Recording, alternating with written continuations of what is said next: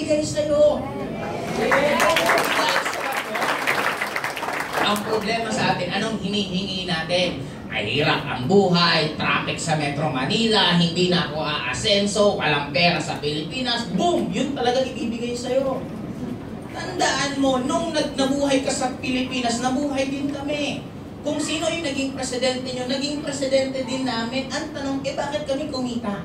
Ibig sabihin, hindi yan sa government, hindi yan sa Pilipinas. Nasa sa'yo yan. Kung alam mo sa sarili mong yayaman ka, yayaman ka talaga. Yeah! Kaya sa akin guys, siguro last message ko na lang po sa inyo, we are just starting.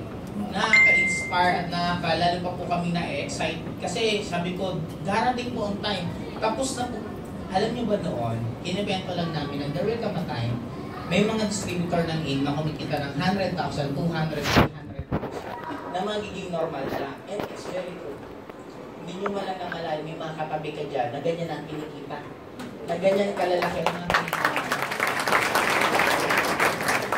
After kumita ng ganon, nag-trending mga kotse. After kotse ngayon, ang daming distributor ng AIM Global na puro mansion ang pinapatayo.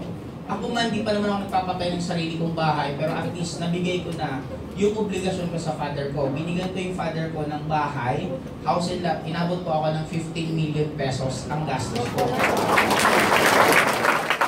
Kasi sabi ko, ako ang bahay ko, gusto ko medyo kakaiba.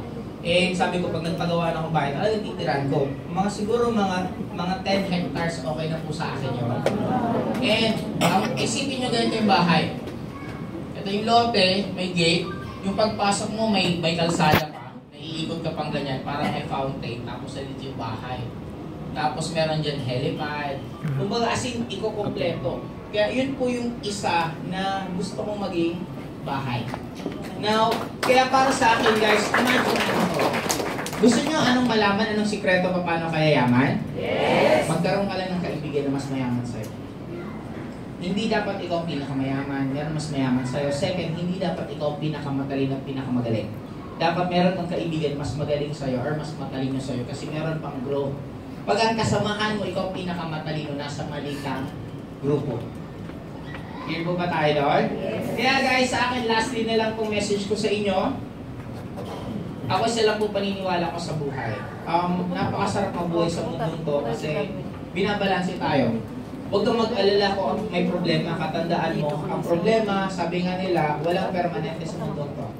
Ibig sabihin, ang problema mo, hindi rin yan permanente. Kung feeling mo down na down ka na, sagad ka na, magpasalamat ka. Kasi kung sagad ka na, wala ka nang isasagad.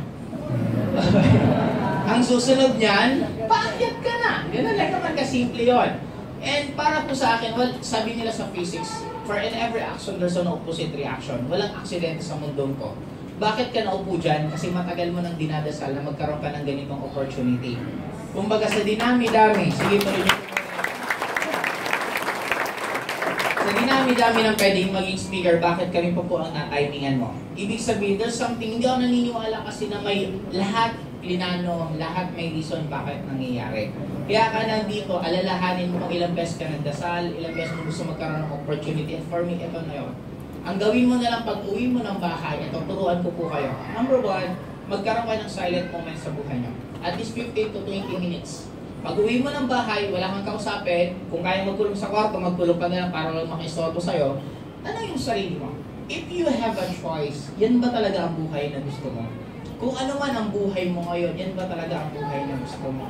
If the answer is not, then better mag-dream ka ulit. Mangarap ka na parang bata na walang imposible, walang diploma, walang perang involved. Mangarap ka ulit. Anong klaseng buhay kaya gusto mo? Anong klaseng bahay gusto mo? Anong klaseng kotse gusto mo? Anong klaseng bakasyon gusto mo?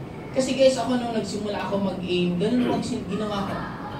Umikit ako, in-imagine ko sarili ko na anong buhay na nangyari. Now, fast track. Anong buhay meron ako? Minimum of 6 countries every year. Last January po, kagagaling ko lang po ng Maldives. Nag-spend po ako doon ng ilang days. Kung hindi nyo po alam ang Maldives, isa po siya sa pinaka bucket list ng isang tao na kahit pa paano may pera dito sa mundong Earth. Second, last month po kagagaling, itong masago kagagaling ko lang po ng Korea.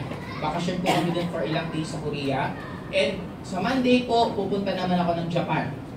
Magbabakasyon na naman po kami. Yun po yung buhay ko ngayon. Na kaya kong mag-ikot sa iba't ibang countries. Guys, dream ko by 2018. Hindi na po ako magtutok dito kasi ang magiging routine ko every 2 weeks ibang country kong pupuntahan ko. Iikutin ko buong mundo at gusto kong puntahan lahat ng festival ng kada country.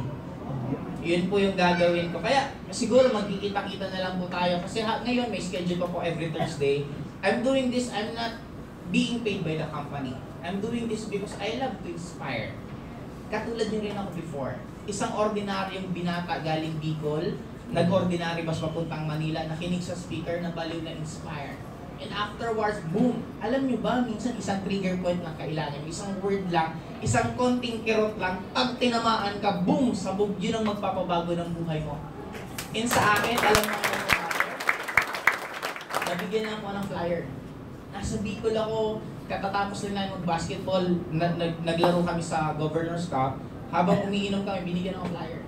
Do you want to earn extra income? And because of that, ito nangyari sa akin. Kaya for me guys, that is my story. Hindi ko po alam kung anong story gusto nyo. Pero isa lang sure ko, kayang-kayang ibigay yan. Kumaga, ang mundo, ito na lang po, ang last kong tanong. Kung gagawing pelikula ang buhay mo, at ang pinaka-last part nyo ngayon, ibig sabihin, simula pinanganak ka, ito ng last part. Papanoorin mo ba ang pelikula mo simula umpisa hanggang matapos? Na-imagine nyo po ba kung anong buhay meron ka? Try to imagine. Pagkagising mo sa umaga, anong gagawin mo? Pagpasok mo ng trabaho, anong gagawin mo? Pag-uwi mo ng bahay, anong gagawin mo?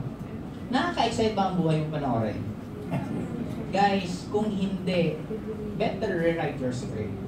Pag-uwi mo ng bahay, ayusin mo. Anong country ba gusto mong puntahan? Gaano ba kalaking pera gusto mong kitain? Ano ba mga klaseng pagkain ang gusto mong kainan? Yun. Hindi po ako naniniwala na create tayo sa mundong to para kay panganak. Nung pinanganak ka, para ka mag-aral. Tapos nung nag-aaral ka, excited kang graduate. Nung graduate ka, excited ka magkaroon ng work. Nung nagkaroon ka ng work, excited ka mag-retire. Nung nag-retire ka, nakalimutan mo mabuhay. Hindi ako naniniwala na pinaikot tayo sa sweldo mo na akin si Atrenta na kaya siya tinawag na payslip kasi pagka-pay, umi-slip lang palagi yung pera sa kamay mo. Hindi po ako naniwala na ganun ang buhay. Para sa akin, pinanganak tayo sa mundo to, mag-enjoy, mag-explore, pumunta ng iba't ibang lugar na gusto mong puntahan, kumain ng mga food na gusto mong, mag-stay sa hotel na gusto mong, 4 million ang reason. Kaya para sa akin guys, kung meron man po akong i-wish at meron pang hihilingin isa lang, tandaan nyo, gusto ko isang araw, pag pumikit ka, pag dilat mo, ikaw nang may hawak ng mic na to at ikaw na po